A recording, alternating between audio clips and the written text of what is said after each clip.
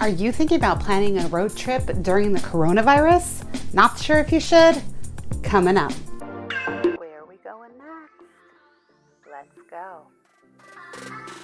Hey travelers, I'm so excited you're here today. Welcome to the Traveling Cheesehead. My name is Michelle, and today we are going to talk about planning a road trip during coronavirus, and should you even think about doing that. If you're new to this channel, well, welcome. I'm glad you found me today.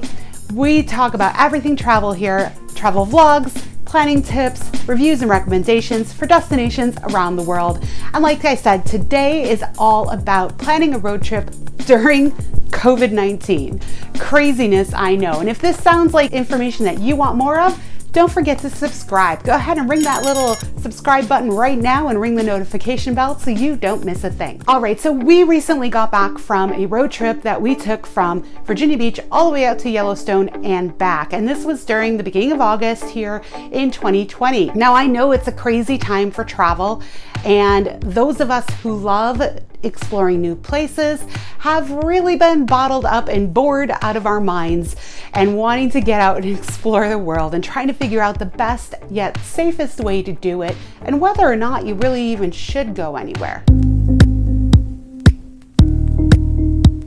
So obviously everybody has their own comfort level with this, and that's what I'll say. Number one, if you're not comfortable going, then don't go. Period. If you are comfortable going, I'm here to tell you it's okay to, because we went and we followed precautions, we were safe, we did a lot of research beforehand to make sure that it was going to be safe for us to do so, and we were very mindful of the different regulations in different states to ensure that we weren't going against any kind of rules. If you take some common precautions and if you are, minding what you're doing, you can have a great road trip at this time of year, but you do need to remember of what's going on in the world. I think what happens too often is people go on vacation on a road trip or whatnot, and they're on vacation and they forget about everything else going on in the world. And unfortunately, we're not in that kind of era right now. We're in an era where you might be on vacation, but there's still that nasty coronavirus out there, and you need to take precautions and make sure that you're keeping yourself and your family safe. So how did we do that? Well, first and foremost, we researched whether or not Yellowstone was even open. We wanted to go to Mount Rushmore, all the destinations we wanted to go to. We first researched, were they open? Were they accessible? Were they allowing visitors? And Yellowstone they have certain things closed down, certain services and things like that are limited, but it is open. It is open for you to go through and explore. Same thing with Mount Rushmore. It is limited, but it is open, as is Devil's Tower, Wall Drug, a lot of the other kind of tourist sites along the way. They're all open, but you do just need to be taking some precautions and making sure that you're safe. So that was the first thing we did. Next, we needed to know, we were driving, so what were the different states we were driving through and what were their rules and mandates that were in place so that we could be mindful of that as we were deciding where to stay overnight. We didn't want to stay in a place that was going to have a mandatory 14-day quarantine. So we made sure that we really looked at each state's rules and then planned accordingly based on our route that we were taking and where we needed to stay. Another thing to make sure is that you not only plan to bring one mask, but make sure you bring several. You're likely not going to have access to a washer and dryer along the way, and with masks that they need to be washed regularly. So bring a couple different masks with you so you can change them out.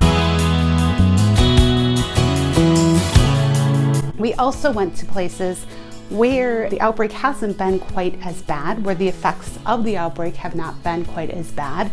And so that also went into our planning and why we went there. It's great to be outdoors. And that was the thing that really drew us, is that we knew that being outdoors is a lot more safe than being indoors. And so we chose destinations where it was the great wide outdoors. The other thing is make sure you do the normal things. Bring your hand sanitizer, make sure you're washing your hands repeatedly. When you stop at rest stops, they almost always require you to have a mask to enter the building. So make sure you bring your mask and do so to enter the building. Most of the rest stops that we stopped at were extremely clean. And I've driven before cross country, and trust me when I say they're probably cleaner than they've ever been. We had one exception along the way, but everywhere else it was spotless, super clean. People were being respectful, and it was a good trip. The other thing you want to make sure is that you know what the restaurant capacities are going to be. You know kind of what it's like going to be like where you're going, so you can plan accordingly. Now, what I will say is we found that for the most part, everybody was following along by the rules. Everybody was pretty much wearing their mask when they should be. You're always going to have one or two people that don't, but for the most part, everybody was being super respectful, wearing their masks, doing the right things, staying away from each other, things like that. There were 2 times where things got a little bit crowded. The first was at Mount Rushmore during the night lighting ceremony. If you're gonna sit in the bleachers, it does get a little crowded down that way, but we stood in the back where we had plenty of room. The other was when we were in Yellowstone at Old Faithful. That attracts a huge crowd, lots of families. It's probably one of the most popular attractions or stops in Yellowstone, and it was packed. And so even though we were outdoors, that was one of the times that we definitely felt we needed to wear our mask, because we were a lot closer to people than we normally would feel comfortable given our circumstances now. Another thing to consider is what the hotels are doing as far as their protocols and how they are adhering to different cleanliness standards. How are they handling the free breakfast? Things like that. We went on and researched the different hotels that near the highways that we were going to be stopping off at, and where we were going to stay when we reached the Yellowstone area, when we reached Rapid City. So we looked for recent reviews from travelers who had just experienced that area, so we kind of knew what to expect. And then we chose hotels that we felt fit what we were looking for. Pretty much every hotel was extremely clean, had signage up everywhere. Elevators, only one party allowed on the elevator at a time. So like if you and your spouse or you and your family go on the elevator, nobody else should be going on the elevator. People were staying far apart from each other.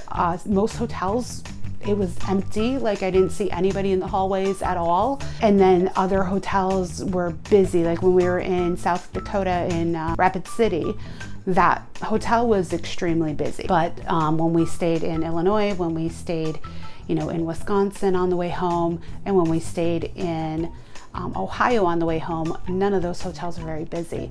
But out west, the hotels were quite busy. Next is how they handled breakfast. So most of the hotels include some sort of breakfast with their stay. However, a lot of these hotels used to have hot breakfast. And during our entire trip, all the hotels we stayed at, just about all of them, other than one, provided you with a grab-and-go breakfast. So it'll have things like granola bars, like a piece of fruit, usually like a juice box or something like that. Then they still had coffee service, so you could still go get your help yourself coffee. The only hotel that along our entire journey that had a hot breakfast was in Ohio, and it was the True by Hilton Hotel. They figured out how to do it, and when I talked to the staff, they had just started doing the hot breakfast. And it's nice that they figured out a way to still do it. The way they did it, they had it sectioned off just by themselves, and they served you. They told you what they had available, you told them what you would like, and they gave it to you. They put it in to-go boxes so you could take it back up to your room, but they did have some limited seating out in the breakfast area as well. I thought that was the greatest thing ever. It's a great way to still provide that hot breakfast that people love about your hotel, but doing it in a way that aligned with, COVID regulations and everything. So ultimately, planning a road trip during COVID does mean that you need to take some extra precaution. You do need to do some extra planning. But I will say, Things were cleaner than we've ever seen them. People were a lot more kind and respectful sometimes than they normally are. It really was a great time. Things were less crowded. There was less traffic. So it was a really great time to take this road trip, and I'm so glad we did. I want to encourage you, if you feel comfortable and you're able to take that time to do a great American road trip, do it now. The places that you're going to visit, they need you. They need those small businesses, those hotels. They need you, and they will be so happy that you're there. I hope you plan your road trip. Put down in the comments below where you might be going next. I'd love to follow along on your planning and answer any questions you might have about taking a road trip during COVID.